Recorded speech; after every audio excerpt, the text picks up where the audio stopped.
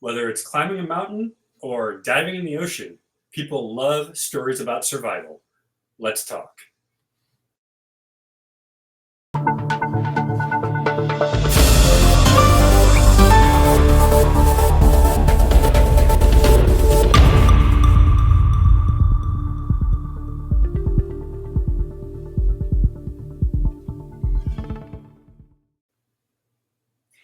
Hey, everybody. Good morning, good afternoon, or good evening, depending on where you're watching from. This is Books, Banter, and Beyond. My name is Rob. That's my mom, Karen. There she is over there.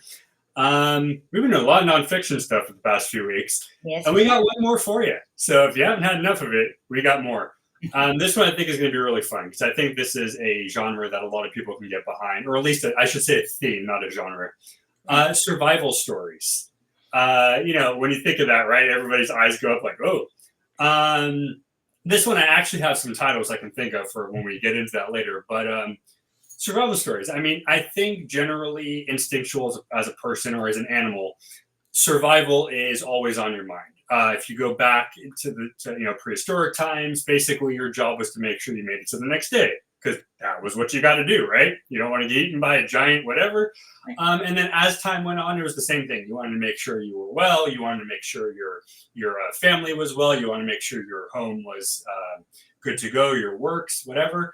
But I think survival over time, it doesn't change theme-wise. It just kind of, the names have changed, but the story's the same, right? Right. I know, the last time we were talking about you prefer nonfiction or fiction.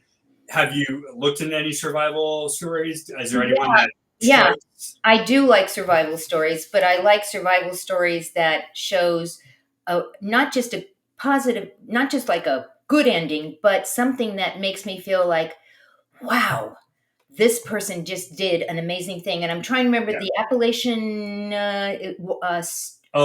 Wild? Strand. I got to remember the name of this book. It's a woman who walked from down here in California all the way up by herself. And yeah. I know you're talking about that. Her name, Cheryl Strayed. We're gonna, we'll figure this out and put in the comments. But that was an amazing book, and I remember and that was a book that could have been a fiction book for all I know, but I knew it was a true story, and it became a movie as well. And it really kept my attention because it was a woman. And the fact that she was able to do what she did was very empowering, very inspiring, that made me think I can do anything. Not that, but I can do anything.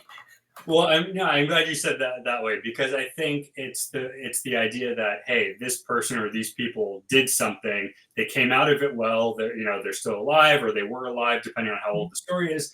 And, hey, if they can do it, so can I. And there's a few that come to mind. There's the Andes crash, the soccer team that landed.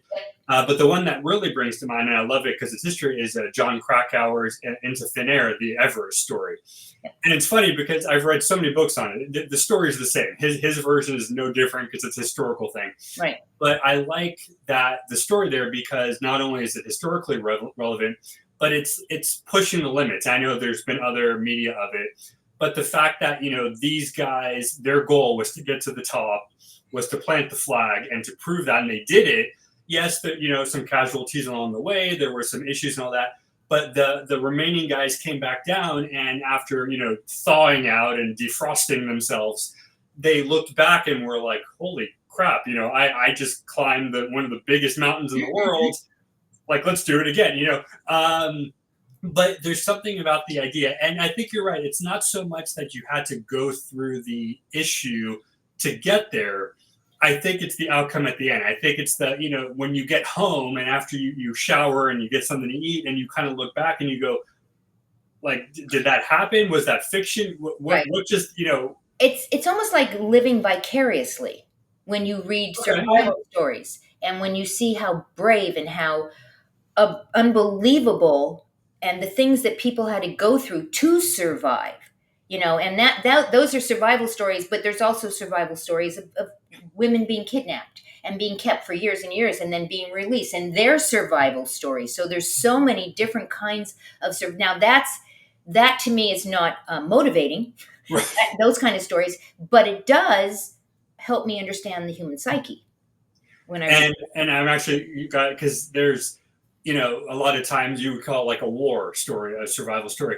But I don't think it's the right terminology. I feel like those historical events. Yes, I'm glad that those who survived did, but that's not the survival. Like you said, it's not the survival that motivates. That's the we were called to do something, we did it, and thank God we made it back home. That's that kind of story. For me, I'm with you on it. The story has to be specifically something. Like, wow, these guys went on vacation, these guys went whatever, and Right. all of a sudden something happened, and they're like, what am I going to do? There's a show I watch, and one of the stories, literally, this girl, like the plane crashed, she got separated from one of her parents, Yeah. and there was a bird that actually told her where she was because she knew from her dad's research these birds only live by the water.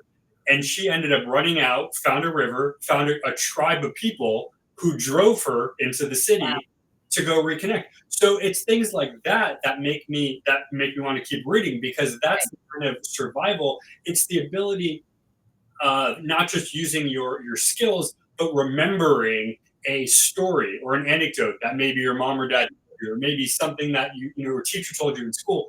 That's the survival part. Right. You Right.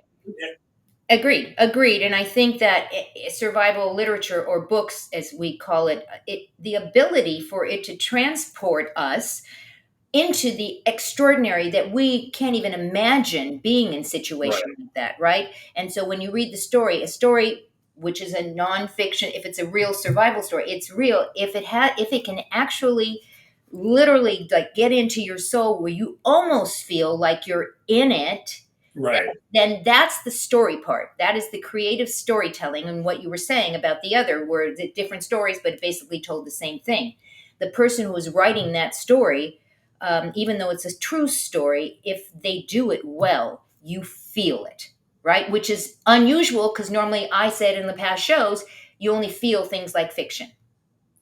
And another perfect example would be Titanic and all the stories there. And you find out that, I read one story where one lady actually survived two different boat crashes on two separate vessels and lived to tell about doing both. And you just got to sit there and go, like, that can't be real. And even Wow. that individual who survived it all Right. goes, nah, this was a dream. I didn't do this. So, yeah, you're right. It's the same story told in a different Right. land, a different whatever. Yeah. And it also talks about relationships. It also talks about what people do when they are in a circumstance like that. What do people do? What comes out in them? What's the positive that comes out? What's the negative that comes out? And I'm sure negative comes out. What is the things that what are the things that actually happen when you are in a situation where you have to survive? And then can you relate to that? Right. And I think that kind of goes into the fiction stuff too. If you read an adventure Right. story that's fiction, you do start to see, characters like that, and they go a little nuts, and they might get angry. But at the end of it all, they go, okay, we're good. I definitely have closer bond to you than I did beginning of this tale. Right.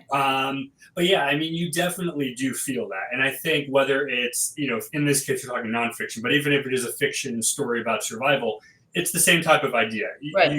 You see what happens when you're in that situation. Like you said, it's the human mind that basically shows you, and it kind of goes to the self help a little bit we talked about Right. last week. You realize how much you can do Right. when you have to.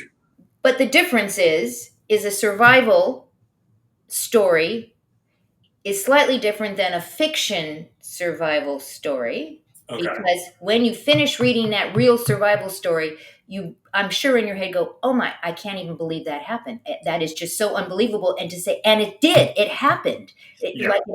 A fiction story, oh my god, I can't believe that's an amazing ending. I can't believe, but it's a fiction story, right? It is not true unless, as you see in a lot of televisions, Law and Order, take it rip from the headlines where they take, Right. right, a survival story. Names have changed, but the story is the Right, same. right. So I think that's a huge difference between a fiction book and a nonfiction survival book. Both have stories, both have endings, both have an arc, both get to the end. One of them you realize is, oh my God, it's true. And the other one you get to the end and go, that was an amazing story. And I think in both cases it does the job well, right? I Yeah. mean, the person who wrote the fiction book, bravo, they wrote you a great book, they got you hooked, awesome. But yeah, the person who wrote and again, the person who wrote their story, they didn't write a book. They wrote their Right. their memoir, so to speak. Hmm. Um, so yeah, I mean, and again, I love biographies because of that, which is a kind of a separate entity, but it's the same idea. But you're right, as a real story about something is much better than a made up story about something similar ish. Right. It doesn't mean it's bad, but for what we're speaking of, you're Right. right. Real survival Different. makes you feel legitimately versus something else. Exactly. I agree. Now, Rob, we have so many books in the store, right? I want people to go visit not the, just nextchapterbookstore.shop. There are a ton of paperbacks and hardbound books. And remember, it's a used bookstore, so the prices are amazing. You're going to get some really great deals. Go ahead and scan that and go check it out. There's also comic books. And at the last right hand queue, you want to make sure you scan that because that is all of the cool merchandise, t-shirts and mugs and the like. Rob's wearing it and he loves his shirt. He keeps saying it's so soft. So if you like It soft is. It t-shirts, is. you want to do that. Great conversation today. Yeah, I loved it. Like I said before, hopefully we'll get some more nonfiction in there. And hopefully, I think if anything, people will pick up a nonfiction book Yeah. and start checking out the genre because it's definitely, I think, underrated. But I think it definitely gives you more to think about after you're done Right. with the stories. So, I'd love to hear what their favorite nonfiction books are. Put it in the oh yeah, comments down below. Let us know what you're reading, whether it's fiction, nonfiction, survival. Let us know what you're reading. All right, we'll see you next week.